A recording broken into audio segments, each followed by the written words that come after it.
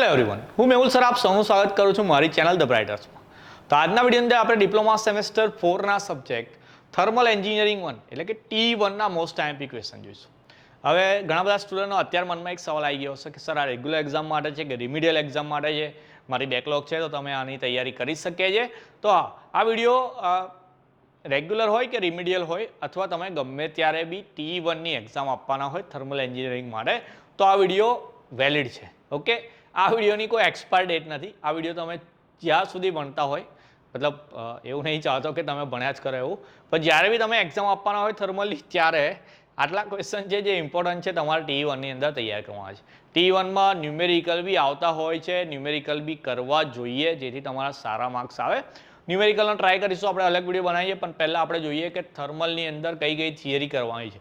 થિયરીથી easily pass થઈ જવાશે, એકલી થિયરી કરીશું તો બી ચાલશે કે જે લોકોને ખાલી પાસ થવાના ઇન્ટેન્સ છે, જેને તૈયારી બિલકુલ નહીં કરી એના માટે કહું છું. ઓકે, જોઈએ કઈ કઈ થિયરી કરવાની. તો પહેલાં છે તફાવત. હવે છે થર્મલની અંદર પેપરમાં મિનિમમ 2 તફાવત પૂછાતા હોય છે. મિનિમમ કહું છું 2, 3 બી આવી શકે જેવું. તો મિનિમમ જે 2 તફાવત પૂછાય, હવે 4 માર્ક્સમાં આવે કે 7 માર્ક્સમાં આવે તો 4 માર્ક્સના 2 તો 8 માર્ક્સ તમારા તફાવતમાં થઈ જાય. અને કોઈ બી સ્ટુડન્ટ માટે, મતલબ કોઈ બી પર્સન માટે, કોઈ બી વ્યક્તિ હોય એના માટે તફાવતને યાદ કરવા બહુ સહેલા છે. કારણ કે એકમાં જે લખતા હોય એનું નેગેટિવ જ બીજી બાજુ એડ કરવામાં આવે. તો કયા કયા ડિફરન્સ છે આપણે તો સૌથી પહેલાં છે reciprocating and rotary air compressor. હવે રેસિપ્રોકેટિંગ ને રોટરી એર કોમ્પ્રેસર છે ને એ તો પૂછાઈ ગયેલો છે. હવે મિનિમમ 2 કહું છું, એમાંથી એક તો મળી ગયો આપણને. હવે એના 2 નામ છે, એક પોઝિટિવ ડિસ્પ્લેસમેન્ટ અને એક ડાયનેમિક, એવું બી લખાઈને આવે છે. તો એર કોમ્પ્રેસર વાળો ડિફરન્સ હોય એટલે સમજી લેવાનું કે આ જ પૂછેલો છે. નેચરલ ડ્રાફ્ટ ને આર્ટિફિશિયલ ડ્રાફ્ટ છે, એના પછી છે ઇમ્પલ્સ ટર્બાઇન, રિએક્શન ટર્બાઇન, એ બી પૂછાઈ ગયેલો. ચાલો મિનિમમ 2 કીધા, એમાં 2 તો થઈ ગયા આપણા. ઓકે, ઇમ્પલ્સ ને રિએક્શન 4 માર્ક્સમાં આવે, બંને બાજુ 4 પોઈન્ટ્સ કમ્પલસરી લખવા પડે. જેટ કન્ડેન્સર, સરફેસ કન્ડેન્સર 3 માર્કમાં પૂછાય કે 4 માર્ક્સની અંદર આવે. નેચરલ ડ્રાફ્ટ ને આર્ટિફિશિયલ ડ્રાફ્ટ કુલિંગ ટાવર છે. જો અહીંયા ખાલી ડ્રાફ્ટ લખેલું હતું, અહીંયા કુલિંગ ટાવર વાળા ચેપ્ટરમાંથી જાય. બોઇલર માઉન્ટિંગ ને એસેસરીઝ છે, અને લાસ્ટમાં જે ફાયર ટ્યુબ બોઇલર અને વોટર ટ્યુબ બોઇલર. આ વખતે એવું માની લો કે 4 જે ઇમ્પોર્ટન્ટ છે આપણા. જો ભાઈ ફરી એકવાર આવું બોલાઈ જાય છે મારથી, પણ વિડીયો જે છે એ વિડીયોની અંદર જેટલા બી ક્વેશ્ચન છે બધા ઇક્વલી ઇમ્પોર્ટન્ટ છે. જેમાં હું આ સ્ટાર કરીને કહું છું કે આ તો પૂછાશે, આ તો પૂછાશે, તો એવું નહીં કરવાનું કે આ જે સ્ટાર કરે એ જ વાંચીશું, બીજા નહીં કરીએ ચાલશે. એવું બધા વાંચવાના. ઓકે, જેટલા બી છે બહુ મહેનતથી આખા સબ્જેક્ટમાંથી તમે બુક જો, બુકની અંદર કેટલા બધા ક્વેશ્ચન હશે, એમાંથી હું 25-30 કરી આલું છું. તો એ 25-30માંથી પછી પાછા તમારે ઓછા નહીં કરવાના. હા, હું મારથી આવું બોલાઈ જાય છે કારણ કે જેની બિલકુલ તૈયારી ના હોય એ લોકોએ શું પહેલાં તૈયાર કરવાનું એના માટે હું કહેતો હોઉં છું અહીંયા. ઓકે, ચાલો એના પછી જોઈએ ક્લાસિફિકેશન છે ને અમુક ક્વેશ્ચન છે કે જેને આપણે આકૃતિ સાથે સમજાવવાના છે. ક્લાસિફિકેશન વર્ગીકરણ 3 કે 4 માર્ક્સમાં આવે, એનાથી વધારે પૂછાય ના. તો કયા કયા ક્લાસિફિકેશન છે? તો પહેલું એર કોમ્પ્રેશનનું કરવાનું છે. હીટ એક્સચેન્જરનું તો પૂછાઈ ગયું છે એવું માની લો. હવે હીટ એક્સચેન્જરનું જો ક્લાસિફિકેશન 7 માર્કમાં પૂછાય, કોઈક વાર પૂછેલું છે, તો એમાં હીટ એક્સચેન્જર કઈ કઈ ટાઈપના છે નામ બધા લખવાના છે, એમાંથી કોઈ 1 કે 2. જેમ કે પેરેલલ વાળું છે ઇઝી છે, પેરેલલ ફ્લો અને કાઉન્ટર ક્રોસ ફ્લો એવું કંઈક છે, એ 2 ઇઝી છે, આકૃતિ બી એની યાદ રહી જાય એવી છે. 7 માર્કમાં પૂછાય છે એટલે કહું છું કે નામ સાથે સાથે 2 ને આપણે એક્સપ્લેન બી કરીશું ડિટેલમાં આકૃતિ સાથે. બોઇલરનું વર્ગીકરણ બી કરવાનું છે, સ્ટીમ ટર્બાઇનનું બી કરવાનું છે, કુલિંગ ટાવરનું કરવાનું છે અને સ્ટીમ કન્ડેન્સરનું કરવાનું છે. ક્લાસિફિકેશન વાળો ક્વેશ્ચન આવે એટલે આવી રીતે તમે ક્લાસિફાય કરો, બરાબર, કે આ અલગ અલગ ટાઈપના આવે એવું.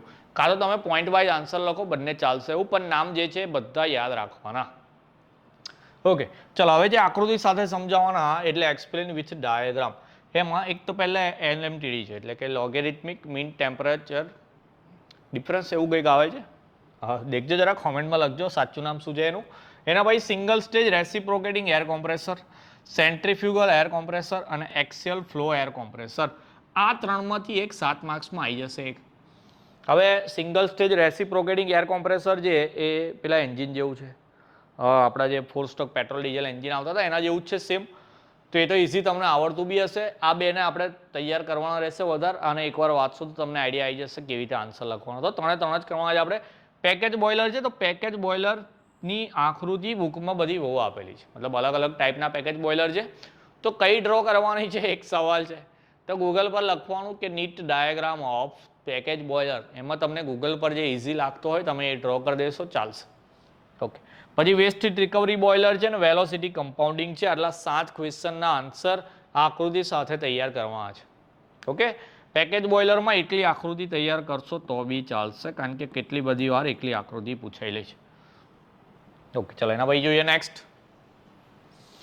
હા, હવે થિયરીવાળા ક્વેશ્ચન છે આપણા, એટલે કે જેમાં વર્ગીકરણ તફાવત એવું કંઈ છે ને, ખાલી થિયરી તૈયાર કરવાની છે. કઈ થિયરી છે? તો પહેલી મોડ્સ ઓફ હીટ ટ્રાન્સફર છે, 3 માર્કમાં પૂછાય જ છે દર વખતે. તો આ વખતે બી માની લઈએ. કન્ડક્શન, કન્વેક્શન, રેડિયેશન વાળો જે ક્વેશ્ચન છે આપણો, ફોરિયરનો નિયમ છે, બ્લેક બોડી કોન્સેપ્ટ છે. તો આ જે 3 ક્વેશ્ચન છે એ આપણા પહેલા ચેપ્ટરમાંથી લીધેલા છે. ઓકે, 3 ક્વેશ્ચન 3 કે 4 માર્ક્સમાં આવે એવા જ છે, પણ જો મોડ્સ ઓફ હીટ ટ્રાન્સફરને એ લોકો ચાહે તો 7 માર્ક્સમાં પૂછી શકે. જે ફિઝિક્સમાં આવતો તો આપણો એ જ આન્સર છે, મતલબ કન્ડક્શન, કન્વેક્શન, રેડિયેશન વાળો, જે બધાને આવડતો બી હશે. Okay, application of compressor. તો આપણી પાસે જે એર કોમ્પ્રેસર હતા 3 ટાઈપના અત્યારે જોયા, આમાંથી એર કોમ્પ્રેસ થઈને નીકળે છે, તો એનો યુઝ કઈ જગ્યાએ થઈ શકે? જેમ કે એસીમાં જ થાય મોસ્ટલી એવું નહીં કહેતો, એક જે તમને ખબર હોય કદાચ, તો એસીની અંદર કોમ્પ્રેસ થઈને આવે એર એટલે ઠંડી લાગે આપણને. ઠંડી લાગે મતલબ એર ઠંડી લાગે. ઓકે, ચાલો. ફિફ્થમાં છે necessity and advantages of multi stage compressor. તો સિંગલ સ્ટેજ કોમ્પ્રેસરમાં એવા કયા ડિસએડવાન્ટેજ છે કે જેની કુલિંગ સિસ્ટમ વીક છે, એમાં લીકેજ થાય છે, તો એ બધાને ઓવરકમ કરવા માટે આપણે મલ્ટી સ્ટેજ યુઝ કરતા હોય એટલે એની જરૂરિયાત નેસેસિટી લખવાની, પછી એના ફાયદા લખવાના છે. Okay, industrial application of steam. તો સ્ટીમના ઔદ્યોગિક ઉપયોગો, જેવી રીતે આપણે અહીંયા કોમ્પ્રેસ્ડ એરના ઉપયોગો કર્યા, એવી રીતે સ્ટીમના બી કોઈ યુઝિસ છે. સ્ટીમના ટર્બાઇનમાં યુઝ થાય, પાવર પ્લાન્ટમાં યુઝ થાય, એ બધા યુઝિસ લખવાના છે ખાલી.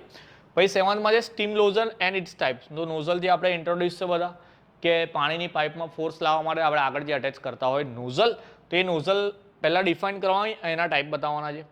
Factor affecting on cooling tower. Cooling ટાવરને અસર કરતા પરિબળો કયા? Necessity of steam compounding. તો કમ્પાઉન્ડિંગની જરૂરિયાત કેમ પડે એ એક્સપ્લેન કરવાનું છે. એના પછી જઈએ આગળ. બસ આટલા જ ક્વેશ્ચન છે. 1 મિનિટ. 6 અને 7 13 નહીં, ક્વેશ્ચન થોડા મિસિંગ છે, જોવું પડશે જરા 1 મિનિટ.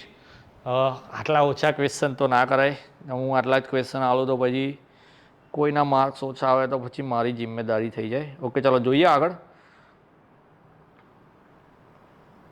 બધું બહુ કામ કરવાનું આવે તો કોઈક વાર આવું થઈ જાય છે.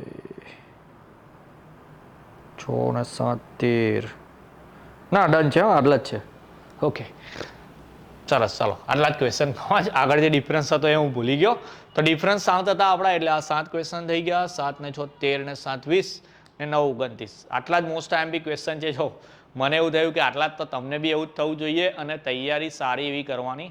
અગેન 4th સેમની અંદર જો તમે સેકન્ડ ને થર્ડ યરનું જે આપણું ડિપ્લોમાનું જે રિઝલ્ટ આવે છે, કે જેમાં CGPA લખાઈને આવે છે, પહેલા બીજા સેમના રિઝલ્ટમાં નહોતું આવતું, અને આપણી જે ડિપ્લોમાની ડિગ્રી આવશે એમાં બી CGPA મેન્શન કરેલું હશે.